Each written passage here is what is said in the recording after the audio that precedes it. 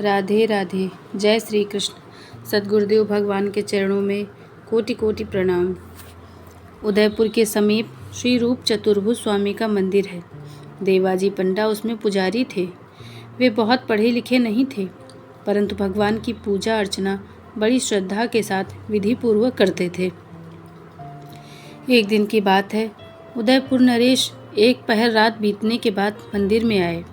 शयन की आरती हो चुकी थी। भगवान को शयन कराकर देवाजी ने भगवान के गले का पुष्पहार उतारकर अपने सर पर रख लिया और अंतर्गृह के पट बंद करके वे मंदिर से बाहर आ रहे थे। इसी समय महाराणा वहां पहुंचे। दरवाजे पर अकस्मात महाराणा को देखकर देवाजी घबराकर मंदिर में घुस गए और उन्हें पहनाने के लिए भगवान की माला ढूंढने लगे। उस दिन दूसरी माला थी नहीं, अतएव महाराणा नाराज न हो इसलिए देवाजी ने मस्तक पर धारण किया हुआ पुष्पहार उतार लिया और बाहर आकर महाराणा के गले में पहना दिया। सोचने विचारने के लिए तो समय ही कहाँ था। देवाजी के सिर के बाल सफ़ेद हो गए थे और बाल थे लंबे लंबे। दो एक सफ़ेद केश माला में लगे महाराणा के गले में आ गए। राणा ने बालों को देखकर व्यंग से कहा, पुजारी जी, मालूम होता है भगवान के सारे केश सफ़ेद हो गए हैं। देवाजी को इसका उत्तर देने के लिए और कुछ भी नहीं सूझा। उन्होंने जल्दी जल्दी में डरते हुए कह दिया, हाँ सरकार, ठाकुर जी के सारे बाल सफ़ेद हो गए हैं। राणा जी को पुजारी के इस उत्तर पर हंसी आ गई, साथ ही पुजारी के प्रति मन में रोष भी आ गया। उन्होंने गंभीर होकर कहा, मैं कल सवेरे स्वयं आकर देखूंगा। यूँ कहकर वे लौट गए।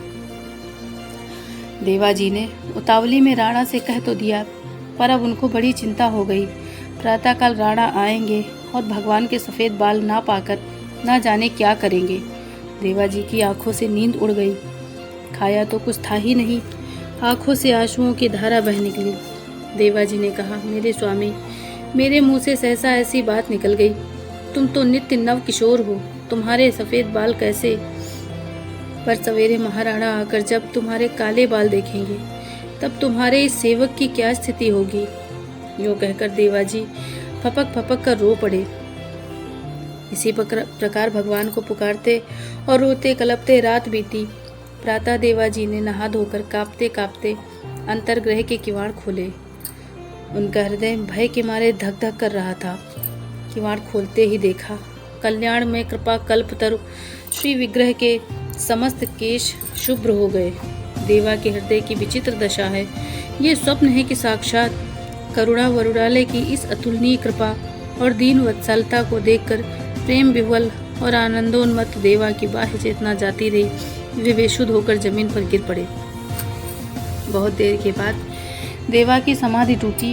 उनके दोनों नेत्रों से आनंद और प्रेम की शीतल आंसुओं की वर्षा हो रही थी। इसी समय महाराणा परीक्षा के लिए पधारे।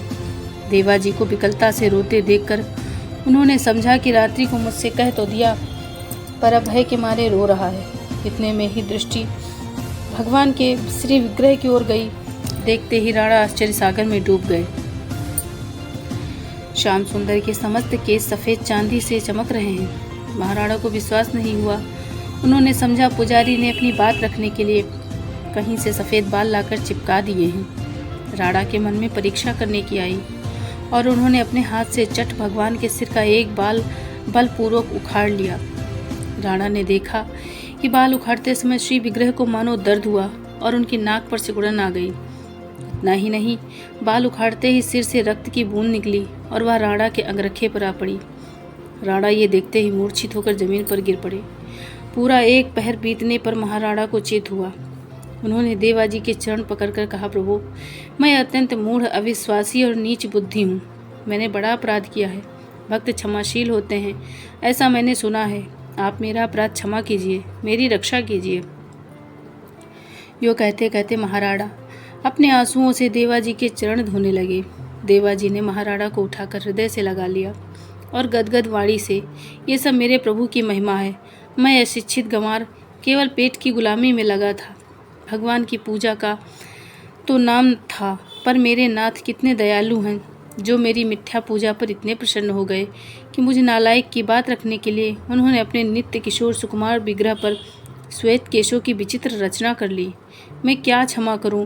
मैं तो स्वयं अपराधी हूँ। राजन, मैंने तो झूठ बोलकर आपका तथा भगवान का भी अपराध किया, पर वे ऐसे दीन वत्सल हैं कि अपराधी के अपराध पर ध्यान न देकर उसकी दीनता पर ही रीझ जाते हैं। राणा तथा देवा दोनों ही भगवान की कृपालुता का स्मरण करते हुए रो पड़े। श्री चतुर्भुज जी ने राणा जी को आज्ञा दी, तुम्हारे लिए यही दंड है कि जो भी राजगद्दी पर बैठे वह दर्शनों के लिए मेरे मंदिर में न आए। इस आज्ञा के अनुसार उनकी आन मानकर जो भी राजा उदयपुर की राजगद्दी पर बैठते हैं वे दर्शन करने मंदिर में नहीं आते हैं। धन्य है भगवान और धन्य है उनके भक्त। राधे राधे।